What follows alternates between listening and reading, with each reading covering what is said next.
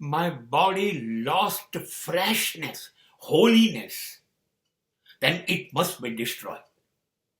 મારા શરીરે તાજગી ખોઈ દીધી, મારા શરીરે પવિત્રતા ખોઈ દીધી.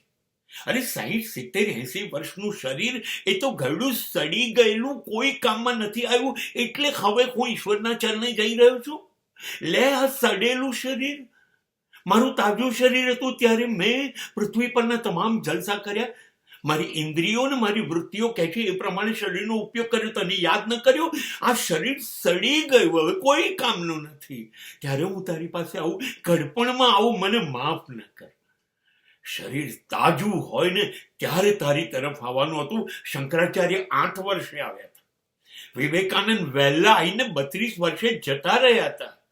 આ બધા શરીર તાજા રાખીને, પવિત્ર રાખીને તારા સુધી પહોંચ્યા હતા. શરીરને સડવા નહોતું દીધું. અમે તો નર્ક બનાવી દીધું. કેવી રીતે તારી પાસે આવીએ?